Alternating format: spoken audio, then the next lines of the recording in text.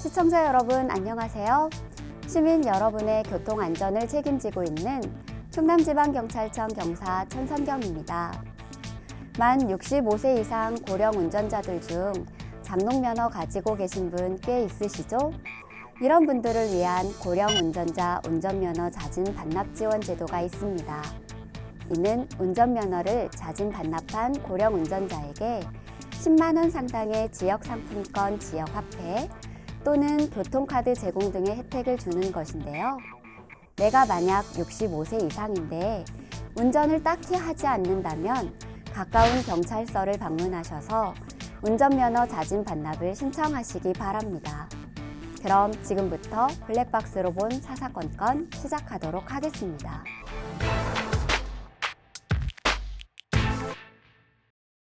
첫 번째 영상은 지난 9월 논산의 한 도로에서 발생한 차대차 교통사고입니다. 블랙박스 차량 진행 방면은 황색 전멸 신호, 좌측 방향은 적색 전멸 신호가 운영 중인 교차로가 보이는데요. 블랙박스 차량이 교차로를 통과하는 순간 후미 추돌 사고가 발생합니다. 좌측에서 진입한 차량과 블랙박스 차량이 충돌한 사고인데요. 이 사고로 양쪽 운전자 모두 상해를 입었습니다. 교차로 황색 전멸 신호는 속도를 줄여 주의하며 진행해야 하고, 적색 전멸 신호는 일시 정지 후 주변을 살핀 후 재출발해야 합니다. 하지만 좌측 진입 차량은 일시 정지하지 않고 서행으로 진행하였는데요. 이런 경우 좌측 차량에게 가해 책임을 지우며 신호 위반의 책임까지 묻는 경우가 있습니다. 블랙박스 차량에게도 아쉬운 점이 있는데요. 교차로 진입 전 좌측에서 먼저 진행해 오는 차가 있음을 확인했다면 속도를 줄이고 양보하는 등의 주의가 필요한데요. 만일 좌측 차량이 일시 정지 후 서행하는 등 사정에 따라서는 블랙박스 차량이 가해자가 될 수도 있습니다. 교차로에서는 적색 전멸 신호, 황색 전멸 신호, 우선권을 판단하기보단 일시 정지 또는 서행하면서 서로에게 양보하는 습관을 가져야 하겠습니다. 이번 영상은 지난 9월 부여의 한 도로에서 발생한 교통사고 영상입니다.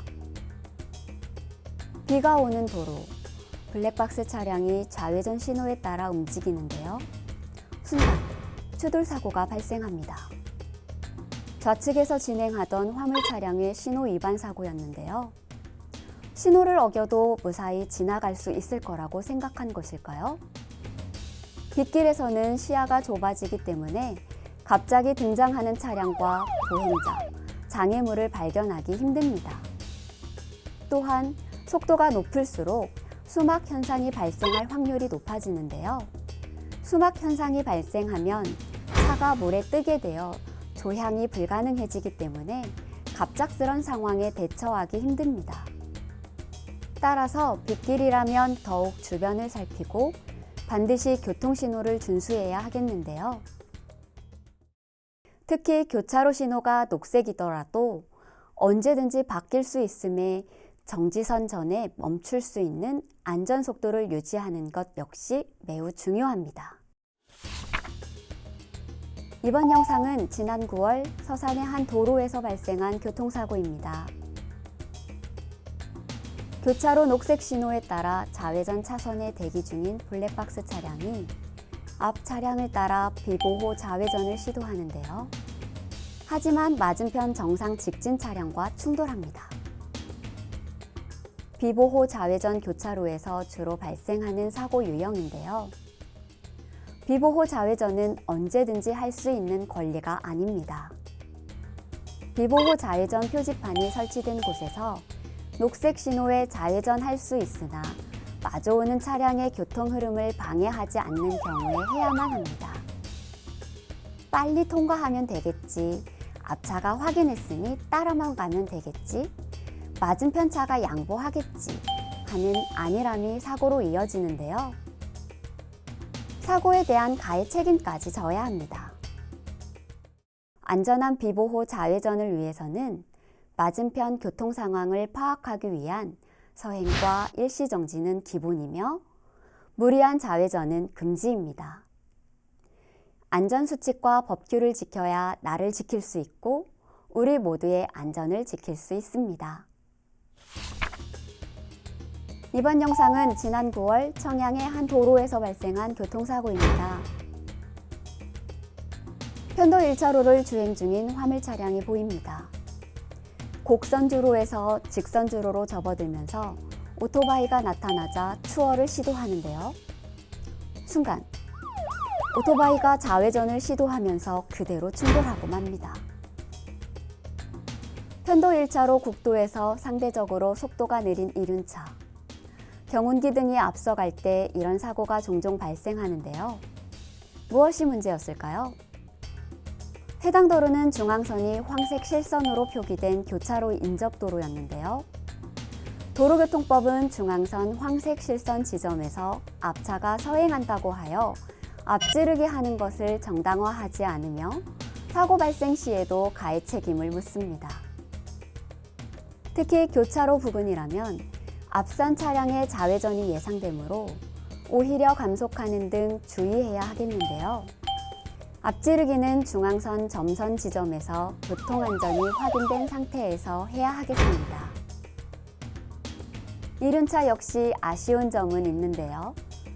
좌회전 시에는 사전에 등화 지적을 통해 방어 운전해야 하며 중앙선을 침범하여 미리 좌회전하는 것은 매우 위험합니다.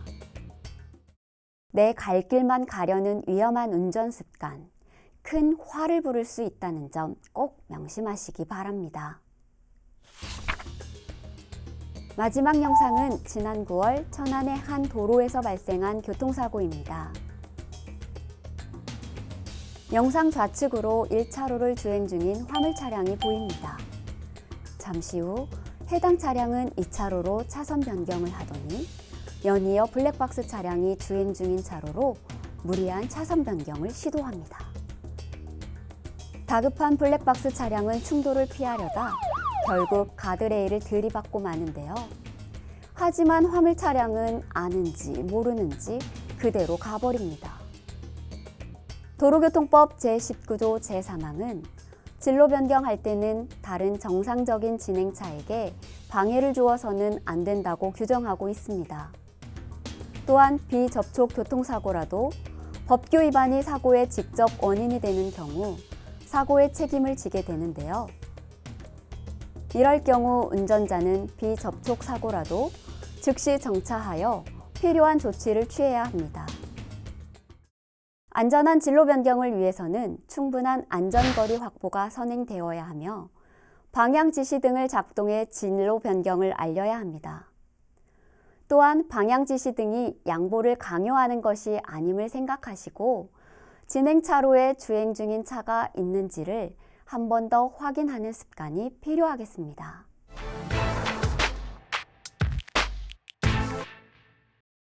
오늘 준비한 블랙박스로 본 사사건건은 여기까지입니다. 요즘 거리 곳곳에서 새로운 교통수단인 전동 킥보드를 쉽게 볼 수 있는데요.